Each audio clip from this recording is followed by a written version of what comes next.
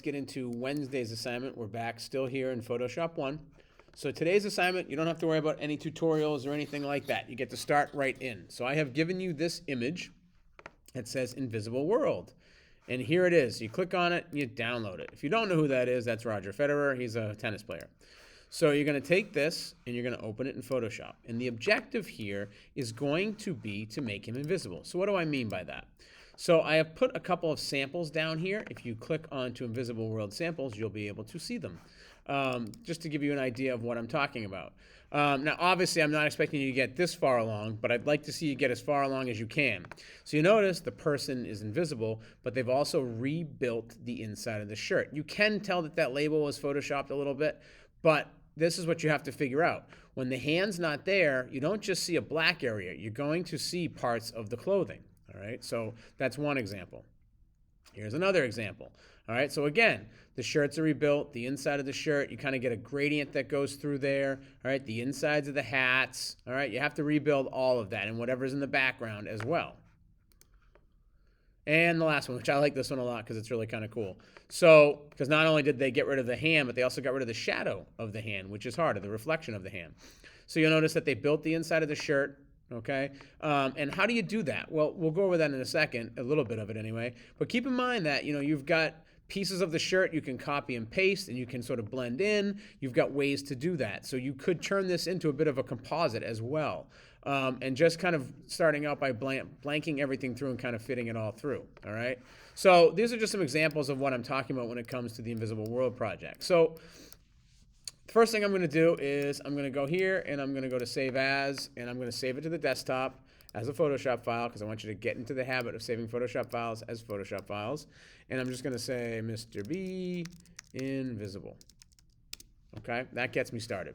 So now you have the file format. So the first part is kind of getting into here. So the easy parts, like I said before, start on the easy parts. So I'm going to go here and maybe I'm going to give it a shot with the content aware fill. So I'm going to go here and I'm going to hit fill. Now, content aware fill will work sometimes and obviously not others.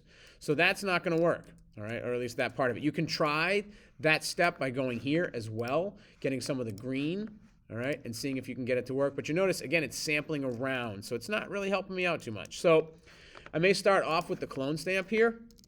And again, soft on that, okay?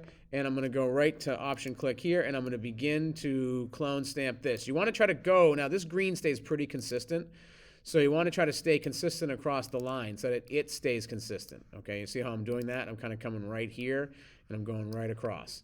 And I might go this way as well. So I'm going to come here, and I'm going to come through, okay? So you want to try to not get too close because you don't want to wipe out this white here, all right? So zooming in is really helpful, especially in this particular area. So I'm going to go here, and I'm actually going to bring my hardness back a little bit because I don't want necessarily a blurry edge on this.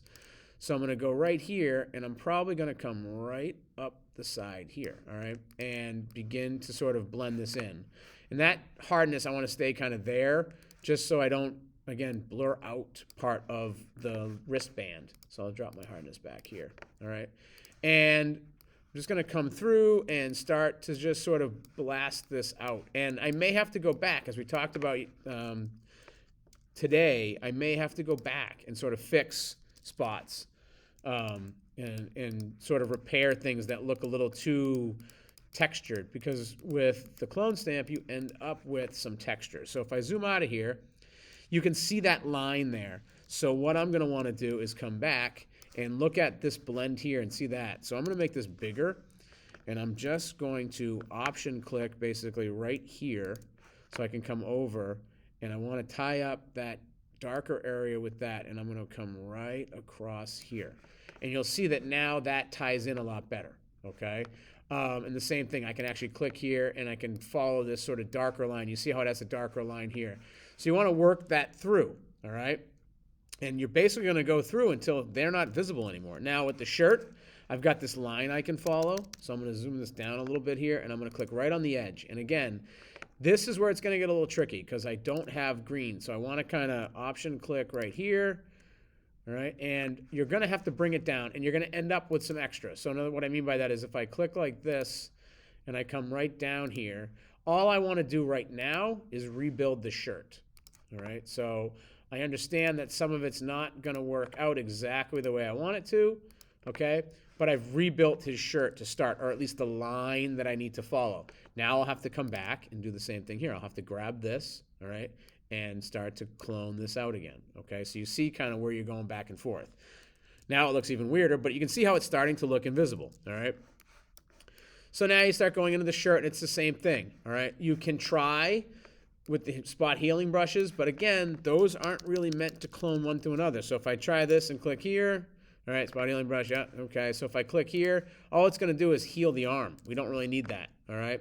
In our healing brush tool, if I option click here and try to drag, it's basically going to add that texture, but it's going to add it in the skin of his arm, which, again, it's not a tattoo. So really working the clone stamp and then your brushes are going to be helpful as well, because if I come back here, I need to rebuild this, okay? So sometimes it's helpful to create a new layer, and like we'll just say wristband.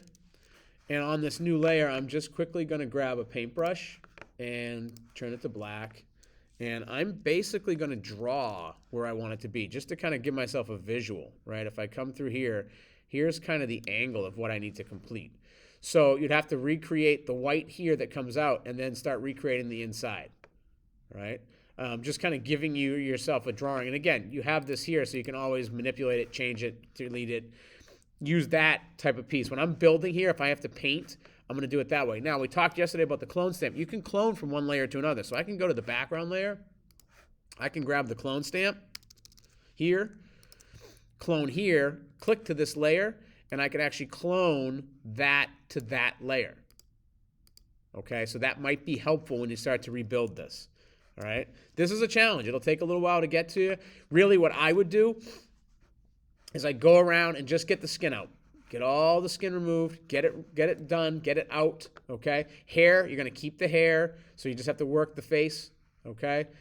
Sometimes, if you want to, I've had students that will basically grab, you know, and you can do this with the magnetic lasso a little bit easier. They'll just grab the head and basically just delete it.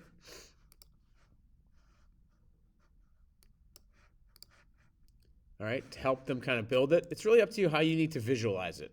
All right. You can certainly, with what I just did here, I can create another layer here, and I could call it the head. All right, and I can actually click on this background. All right, and this helps you in case you have to kind of fix something later. I can option click from here. I can go to the head layer, and then I can do this here. And what's great about this, and I would recommend this as you're starting, is that if I do something I don't like, I can just delete it. Whereas if you do it onto the original layer, again, now you have a problem. So whereas I did this sort of raw with just the straight background, I would recommend making layers for each area. So if I'm going to do the hand, I'm going to go here. I'm going to say, would say tennis hand, I guess, because it's on the tennis racket. Now I'm going to go down here, and I'm going to work on, I guess I would probably begin with the racket. So I'm going to go to my background layer. I'm going to grab the clone stamp. I'm going to shrink it down a little bit.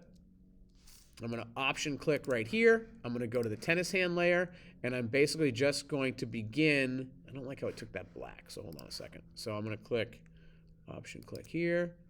That grabs that line. I'm going to go to the tennis hand, and I'm basically going to paint where I think those lines are.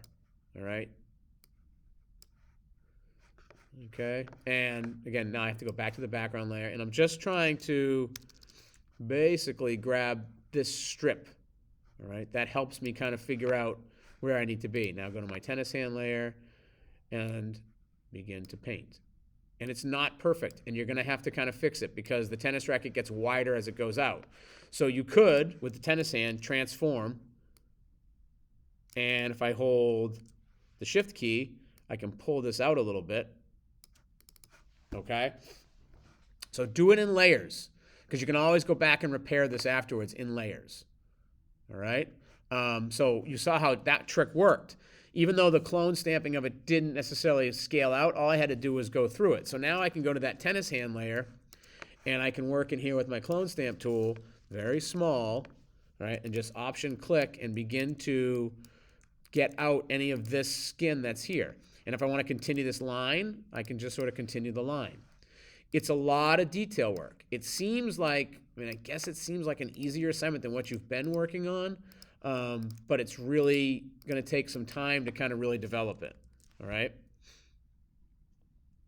So that's kind of how to go about it. You should have a layer for each area. So you do a layer for the arm, like arm 1, a layer for arm 2, a layer for hand, okay, and then a layer for his head. And you can go through, and again, if you don't do it in layers, like this arm came out good, but if I mess this up, I actually have to rebuild it.